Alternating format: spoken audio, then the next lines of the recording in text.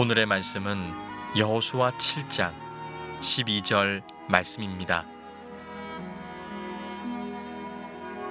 그러므로 이스라엘 자손들이 그들의 원수 앞에 능히 맞서지 못하고 그 앞에서 돌아섰나니 이는 그들도 온전히 바친 것이 됨이라.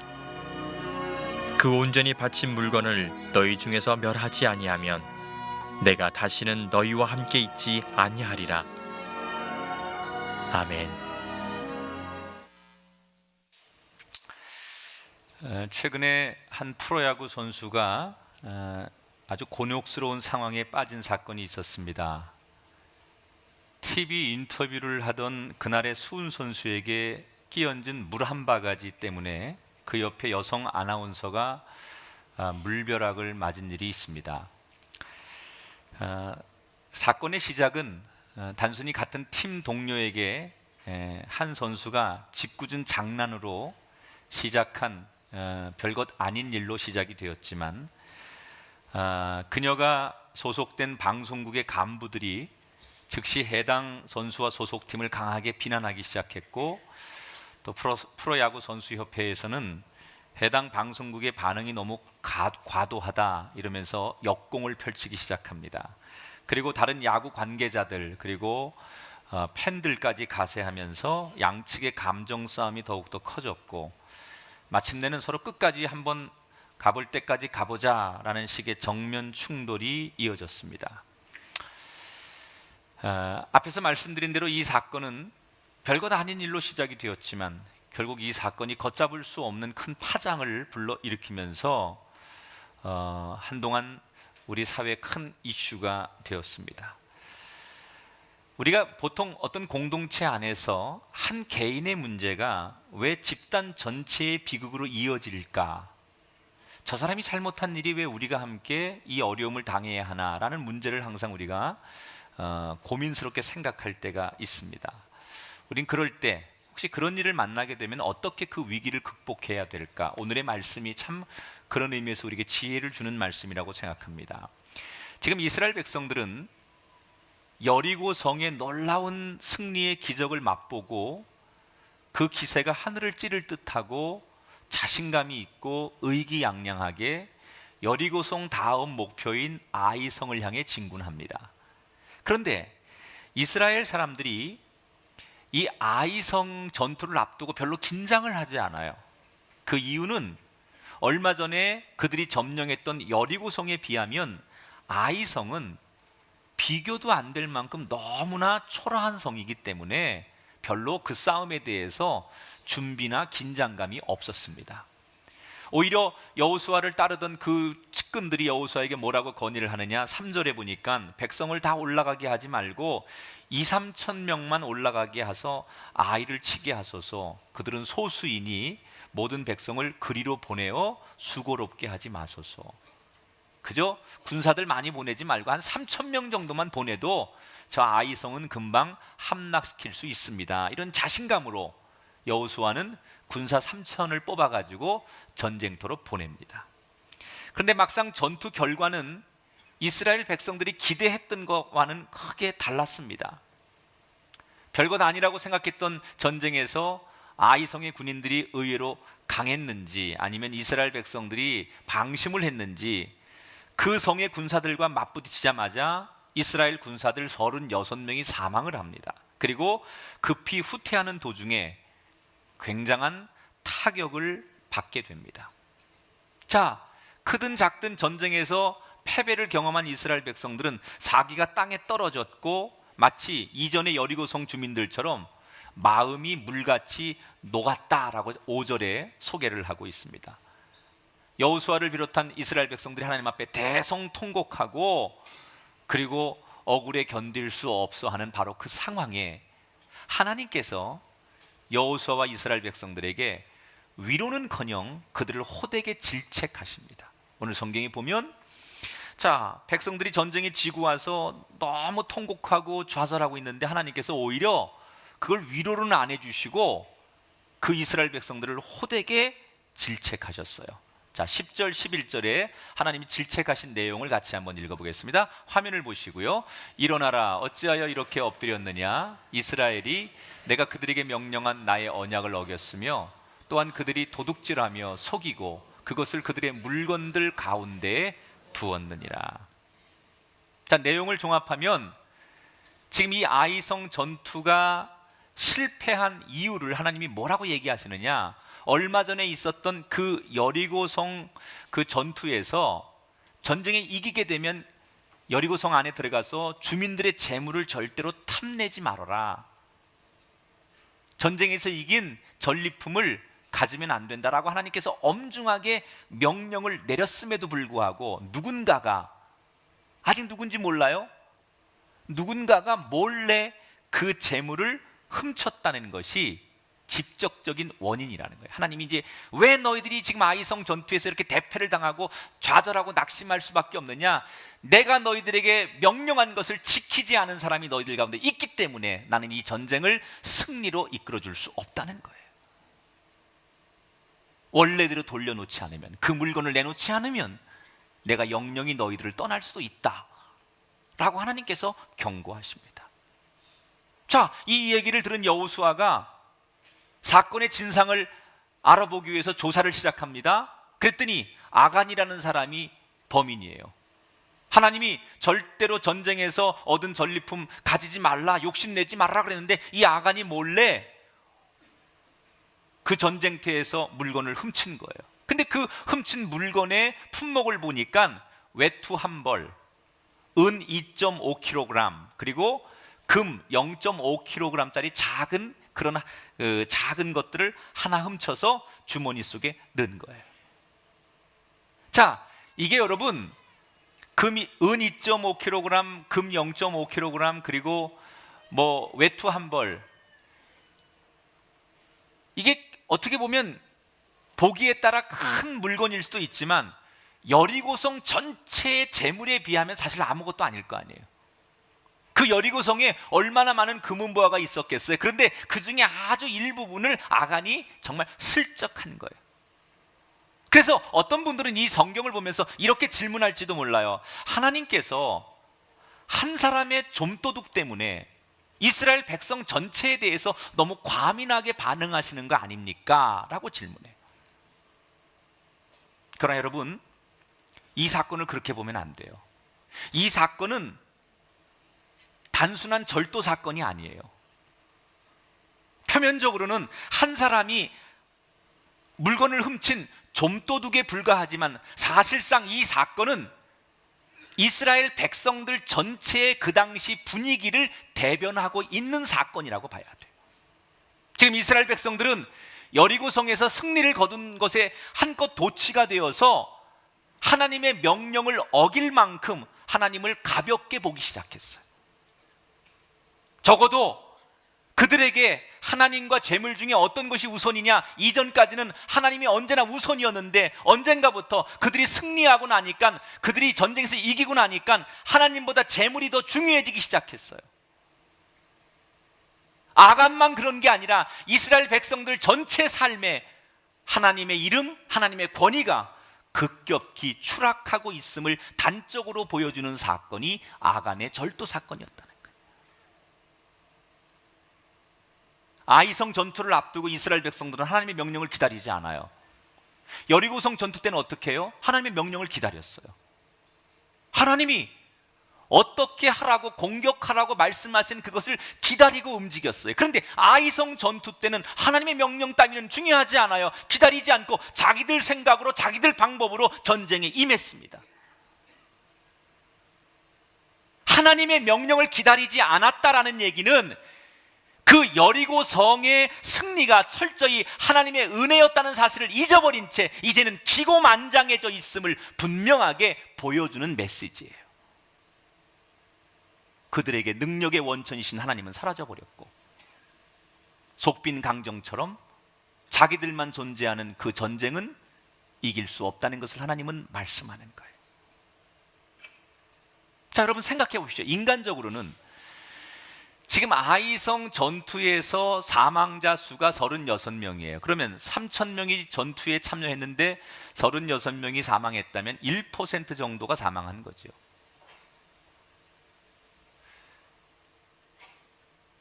설사 3,000명이 다 전쟁에 나가서 졌다 할지라도, 죽었다 할지라도 그 3,000명 뒤에는 아직도 이스라엘의 장정 60만 명이 버티고 있어요. 그러면 3,000명이 다 죽었다고 가정해도 전력 손실은 0.5%에 불과하는 거예요. 비록 한 생명이 천하보다 귀하다라는 이 진리를 우리가 무시할 수는 없지만, 여러분, 고대의 전쟁에서 사람 몇십 명, 몇백 명, 몇천 명, 몇만 명 죽는 게 고대에서는 문제가 되지 않는 상황이에요. 그런데 36명밖에 안 죽었어요. 그 별것 아닌 거거든요. 그렇게 낙심하고 절망하고 대성통곡할 만한 그런 게 아니거든요. 우리나라 지금 전쟁 안 하죠, 군인들. 근데 우리나라가 통계해 보니까 지난 10년 동안 전쟁을 안 하고 있음에도 불구하고 우리나라 현역 군인들이 1년에 110명 이상씩 사망을 해요. 자, 뭘 말하는 겁니까?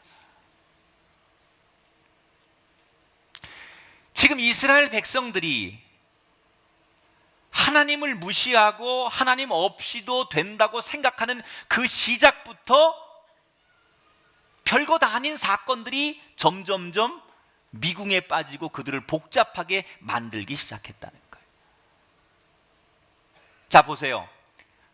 아간이 벌인 이 좀도둑 사건, 이스라엘 백성들 3,000명만 보내도 된다라고 하는 이 근거 없는 자신감, 이건 다 지금 이스라엘 백성들이 하나님을 무시하는 같은 뿌리에서 나온 현상들이에요. 그러니까 현상은 좀도둑 하나, 뭐 전쟁에서 아이성에서 패하는 게 이게 현상이지만 그 밑에 뿌리는 뭐예요? 하나님을 무시하고 있는 그 당시에 그들의 마음이 그 뿌리 속에 있다는 거예요. 우리 영어 표현 가운데 웩도독이라는 표현이 있어요. 원래 개가 꼬리를 흔드는 법인데 이 웩도독이라는 표현은 꼬리가 개를 흔든다. 그죠? 개가 이 꼬리를 살랑살랑 원래 흔드는 게 맞는 건데 웩도독이라는 표현은 꼬리가 몸통을 흔든다, 그런 뜻이거든요. 이건 원래 별것도 아닌 것이 심각한 문제가 되는 것을 의미하는 거예요.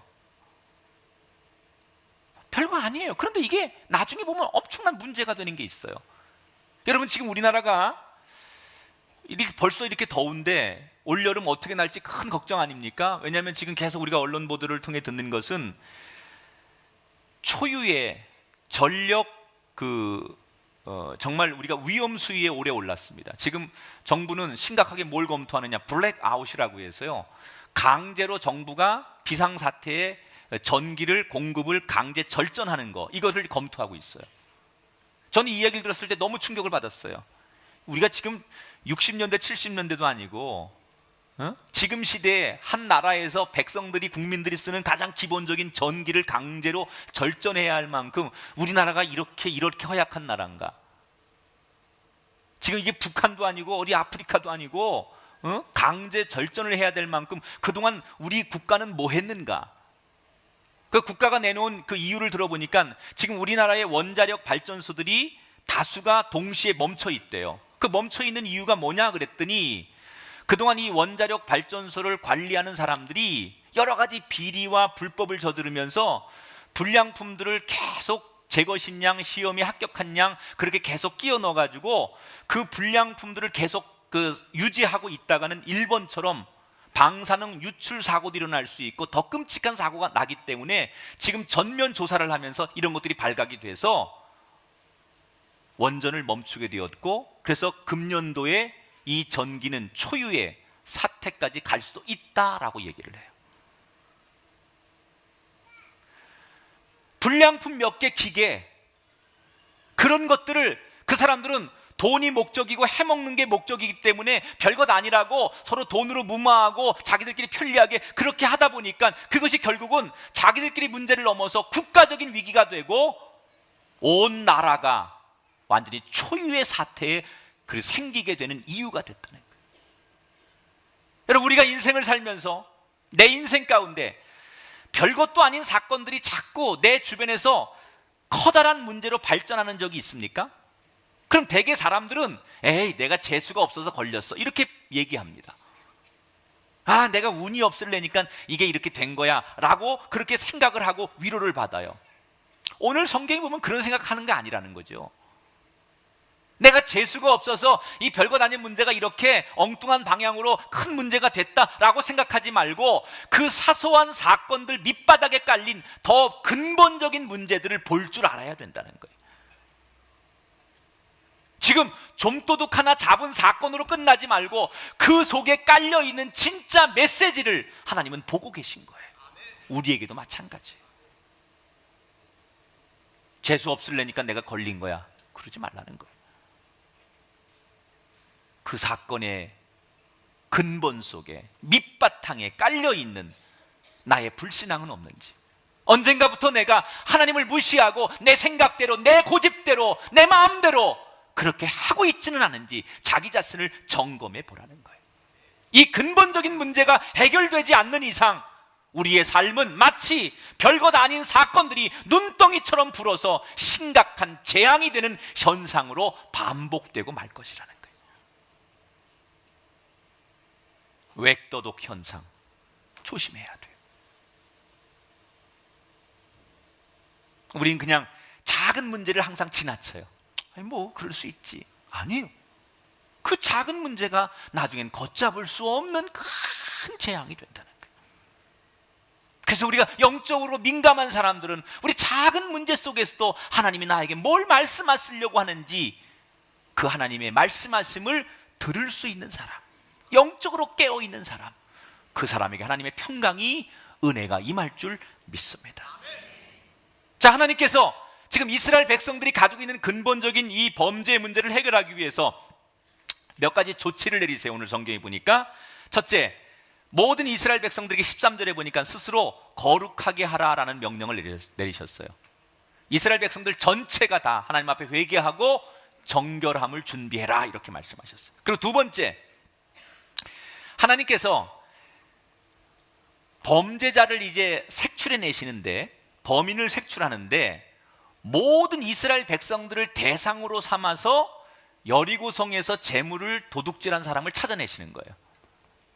근데 어떻게 하시느냐, 성경에 보니까 우선 이스라엘 백성들 전체 가운데 그 범인이 소속되어 있는 지파를 하나님께서 뽑아내십니다. 그리고 그 지파에서 그가 소속되어 있는 가문을 또 뽑아내세요. 그리고 그 가문에서 그의 일가 친척을 뽑아낸 다음에 맨 마지막에 좀도둑을 골라내셨어요. 자, 여기서 우리는 한 가지 의문이 생깁니다. 하나님은 진작부터 범인이 누군지 알고 계셨어요. 왜 하나님은 아간을 골라내지 않으시고 돌아서 그렇게 복잡한 절차를 통해서 아간을 골라내신 걸까요? 이 이유는 지금 이 아간의 좀도둑질이 단순한 개인의 범죄로 보시는 게 아니에요. 하나님은 아간이 지은 죄를 그 개인의 죄로만 치부하시는 게 아니에요. 그 범죄의 뿌리에는 이스라엘 백성의 하나님 무시라고 하는 훨씬 더 심각한 죄악이 숨어 있음을 하나님은 보시는 거예요. 여러분, 우리가 화산 밑에 거대한 마그마가 끓죠. 그 마그마가 막 끓고 있으면, 활발하게 그 마그마가 활동하면 언젠가 그 화산은 폭발할 수 있는 것처럼 지금 이 아간 개인의 좀도둑질을 처벌하는 것으로는 이스라엘 백성의 근본적인 문제를 고칠 수 없다고 보는 거예요. 지금 이건 아간의 문제뿐만 아니라 이스라엘 백성들 전체가 사실 죄인이라는 것을 하나님께서는 가르치시는 거예요. 그래서 너희들 모두가 스스로 거룩해져야 된다. 왜 아간의 죄 때문에 이스라엘 백성들이 함께 고통을 당해야 되느냐? 여기 하나님이 우리 시대 그리스도인이 이 세상을 향하여 어떤 책임의식을 가져야 되는지를 말씀하시려고 하는 거예요. 여러분, 우리가 이 세상 살면서 그리스도인이 가져야 될 세상에 대한 가치 중에 하나가 뭐냐? 사회적 책임을 우리가 늘 느껴야 돼요. 우리가 지금 이 세상에서 곳곳에서 많은 문제가 일어나고 있잖아요. 그런데 우리는 그거를 저 정치인들이 잘못하는 거고, 저 청소년들이 잘못하는 거고, 저 사람들이 죄인이고, 이렇게 돌팔매질만 할 게 아니라 이 모든 것이 다 우리 모두가 짊어져야 될 문제라는 생각을 공유하라는 얘기예요. 보건복지부 통계에 보니까 우리나라가 2011년 말 현재 세계에서 입양 수출국 6위입니다. 베트남, 필리핀 이런 나라보다 우리나라가 더 상위에 있어요. 1950년 전쟁 이후에 지금까지 우리나라에서 해외로 입양을 보낸 인원이 17만 명 정도 돼요. 그러면 입양을 해외로 나간 그 사람들 가운데 잘 좋은 부모 만나서 잘 성장하고 성공한 사람도 있지만, 거꾸로 해외로 입양을 나가서 아주 불행하고 인생의 밑바닥을 전전한 사람들도 많이 있습니다. 며칠 전에 한 언론이 기구한 한 40대의 남성의 운명을 소개했습니다. 이 사람은 미국으로 입양을 당했어요. 7살 때 길을 잃었습니다. 그런데 그 당시에 미아가 된 이 사람을 한 입양기관이 고아로 둔갑을 시켜서 미국으로 입양을 시켜버렸어요. 미국의 양아버지가 좀 좋은 분을 만났으면 좋은데 굉장히 폭력적이고 거친 아버지를 만났어요. 그래서 매일같이 맞았다는 거예요. 그리고 이 양부모가 이 아이를 팽개쳐두고 이혼을 해버렸습니다. 시민권도 못 받았습니다. 졸지에 그는 법적으로 불법 체류자가 됐어요. 살기 위해서 길거리에 홀로 나앉았는데 자연스럽게 범죄의 길에 들어서면서 그는 불법 체류자로 30년 넘게 미국에 살다가 얼마 전 이민국의 규정을 단 한 차례 어긴 죄목으로 입양된 지 30년 만에 한국으로 추방되고 말았어요. 한국에 와서 우여곡절 속에 친어머니를 만났어요. 근데 그 어머니 이미 나이가 7순이 넘어버렸어요. 근데 이 어머니가 7살 때 잃어버린 아들을 30년 넘게 다시 찾을 수 있다고 생각하고 매일같이 밥상에 아들의 밥그릇을 올리면서 아들을 기다리고 있었다는 거예요. 그런데 만나보니까 30년이라는 그 벽이 너무 커요. 우선 말이 안 통하는 거예요. 한국말을 전혀 못하는 이 남자는 엄마하고 얘기를 할 수가 없어요. 가족이 있어도 언어가 통하지 않으니까 현재 이 남성은 이태원에 자기 스스로 자기를 가둬놓고 불행한 삶을 살고 있다는 한 기구한 남자의 소식을 전했어요. 누가 이 남자에게 함부로 손가락질을 하고 돌을 던질 수 있습니까? 이 기구한 남자의 운명이 이 대한민국의 문제 아닙니까? 여러분, 이 입양 문제만이 아니라 지금 이 사회가, 우리 사회가 전체가 짊어져야 될 사회적 이슈들이 우리 주변에 얼마나 많은지 몰라요. 청소년들의 그 거친 언어와 그들의 폭력성, 이런 것들이 다 걔들의 문제입니까? 우리 기성세대가 그들을 그렇게 조장하고 그런 문화를 만들고 그런 세상을 만든 것 우리의 책임이기 때문에 우리가 함께 짊어져야 될 문제라는 거예요. 그래서 우리는 죄의 동심원을 그려야 돼요. 동심원이라는 것은 크기는 다르지만 중심이 같은 2개 이상의 원들이에요. 그러니까 우리 모두가 이 사회가 지금 가지고 있는 모든 죄악과 여러 가지 부조리에 대해서 나는 관계가 없으니까 나는 괜찮아가 아니라 이거 다 우리의 몫이라는 거죠. 부모가 뭐예요? 자식이 잘못하면 부모가 조아리는 거죠. 제자가 잘못하면 선생님이 조아리는 게 선생님의 몫이죠. 걔 잘못이니까 난 상관없습니다. 그게 부모고 선생님입니까? 내 허물이지요. 이런 사회적 책임을 하나님께서 지금 이스라엘 백성들에게 원하시는 거예요. 여러분, 우리 성경의 교리 가운데 우리가 빼놓을 수 없는 교리 하나가 뭐예요? 원죄 교리라는 거예요. 아담과 하와가 하나님 명령을 어기고 선악과를 따먹었는데 여러분, 아담이 누군지 알아요? 봤어요? 우린 누군지도 몰라. 말로만 들었어. 난 그래서 아씨를 별로 안 좋아해. 아씨. 이 아씨 때문에 그냥 우리 모두가 죄인이 돼가지고 원죄잖아요. 원죄. 한 사람이 지은 죄 때문에 우리가 평생을 죄인으로 사는 거, 이 원죄론 아니에요? 그러나 하나님께서 공평하시죠. 예수 그리스도 한 분의 십자가의 구속의 은혜 때문에 우리 모두가 죄 사함 받고 아버지를 고백하고 믿기만 하면 구원받는 은혜도 주셨습니다. 우리 그리스도인들은 다른 사람들의 범죄와 잘못에 대해서 무거운 책임의식을 느껴야 돼요. 혹시 여러분 눈에 이웃의 죄악이 보이십니까? 다른 사람들의 부족함과 허물이 보이십니까? 여러분이 온전한 그리스도인이라면 이 세상의 죄악과 남들의 연약함에 대해서 비판만 하고 손가락질만 하지 말고 그들을 바라보면서 다 저들의 잘못이 내 탓입니다, 내 문제입니다, 이렇게 고백하면서 그들을 위한 십자가를 짊어지는 성도가 되어야 할 줄 믿습니다. 이게 한국교회가 회복해야 될 일이에요.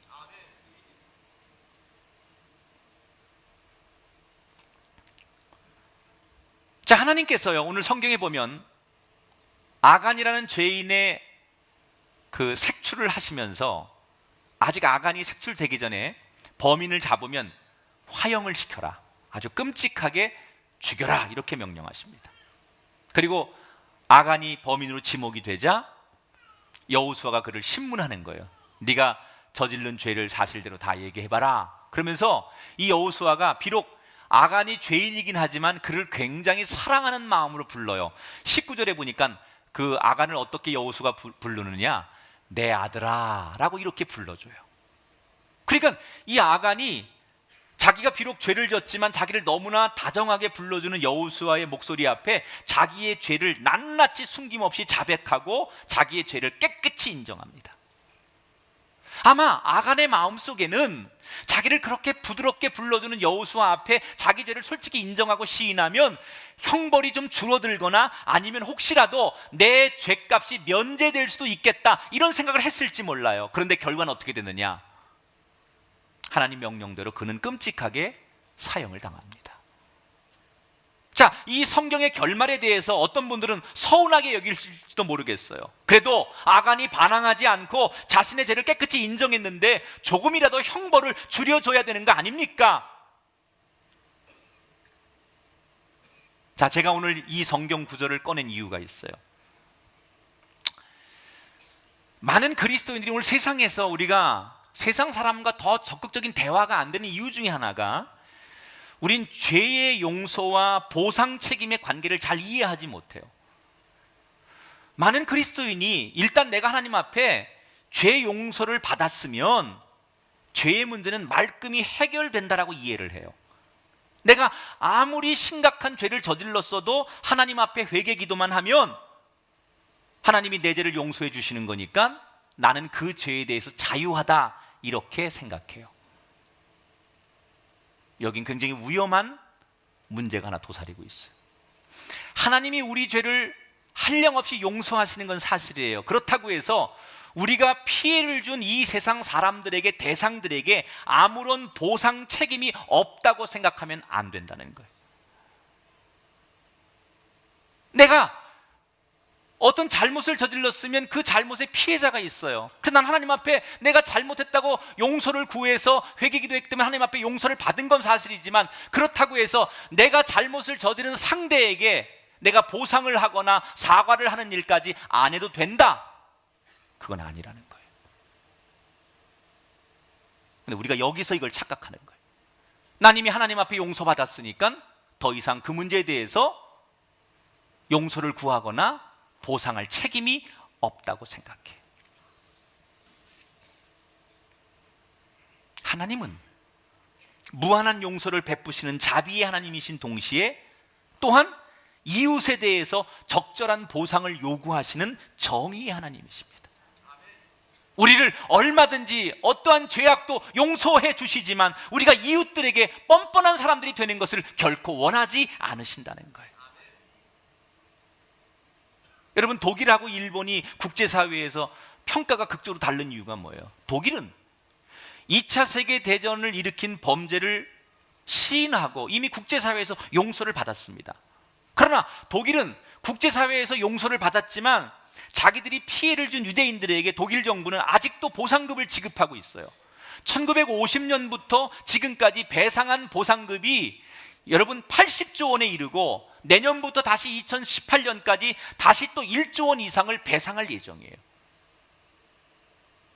근데 일본은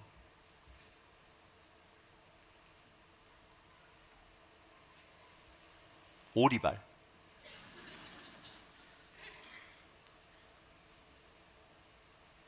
용서받은 자의 올바른 태도가 뭡니까?